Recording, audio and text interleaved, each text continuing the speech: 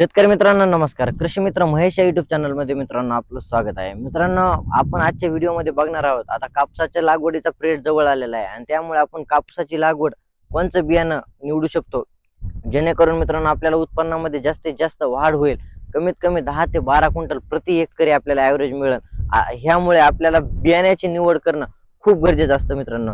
त्यामुळे बऱ्याच शेतकऱ्याला समस्या असते की बाबा कोणचं बियाणं आपण निवडलं की आपल्याला 10 ते 12 क्विंटलचं ॲव्हरेज मिळू शकतं. मित्रांनो, तेच आपण या व्हिडिओच्या मार्फत जाणून घेणार आहोत. मित्रांनो, चॅनलवर जर नवीन असाल तर चॅनलला सबस्क्राईब नक्की करा आणि व्हिडिओ जर आवडला तर व्हिडिओला लाईक आणि शेअर नक्की करा आणि शेअर करा इतर आपल्या शेतकरी मित्रांसोबत.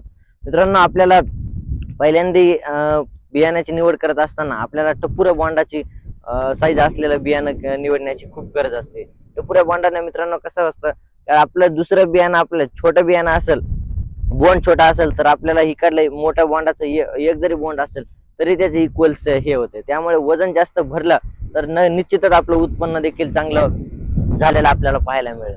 त्यामुळे मित्रांनो, मोठ्या बॉन्डाची बियाणं निवडणं खूप गरजेचं असतं. मोठ्या बॉन्डामध्ये मित्रांनो मी तुम्हाला 3-4 व्हरायट्या सांगणार आहे, जे की तुम्ही काळ्या रानावर किंवा मित्रांनो थोड्या हलक्या रानावर एखादा पाणी द्यायची नंतर गरज पडली तर तुम्ही देणं खूप गरजेचं असतं त्याला.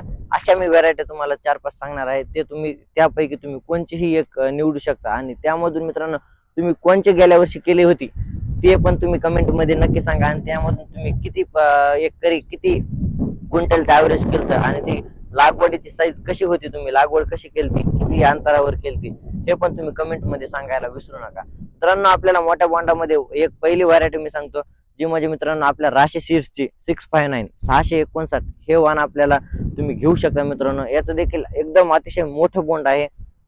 तुम्ही ह्याला एक फक्त याची अडचण अशी मोठे बॉन्ड असल्यामुळे आणि पान पण देखील मोठं असल्यामुळे ह्याच्यावर रस शोषण किडीचा आपल्याला प्रादुर्भाव जास्त दिसतो. त्यामुळे एक फवारणी ह्याला जास्त करावी लागते. त्यामुळे ही तुम्ही घेऊ शकता. मित्रांनो, एक फवारणी जास्त करणं होत असेल तर नाही मित्रांनो, निश्चितच ही जर व्हरायटी घेतली तुम्ही 10 ते 12 क्विंटलचं प्रति एकरी कमीत जास्त ॲव्हरेज घेऊ शकता. दुसरं वाण आहे मित्रांनो, आपण तुम्ही घेऊ शकता प्रभात सीडचं गोल्ड गोल्ड कॉट.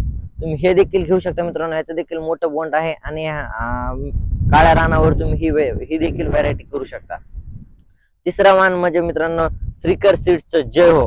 हे देखील अतिशय एकदम चांगलं वाण आहे. मित्रांनो, याचं हे देखील तुम्ही आपल्या लागवडीसाठी कन्सिडर करू शकता.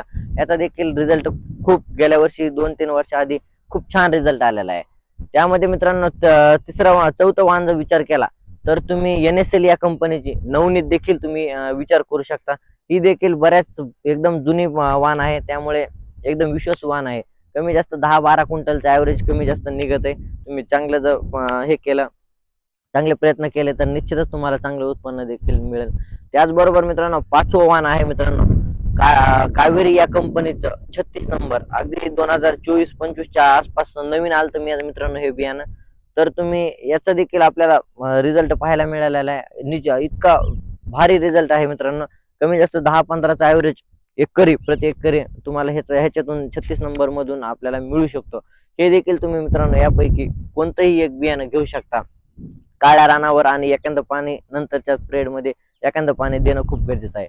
मित्रांनो, तुम्ही यापैकी कोणती करणार आहात आणि गेल्या वर्षी तुम्ही कोणची केलती आणि एकरी कितीचं ॲव्हरेज काढलं होतं हे कमेंट मध्ये सांगायला विसरू नका.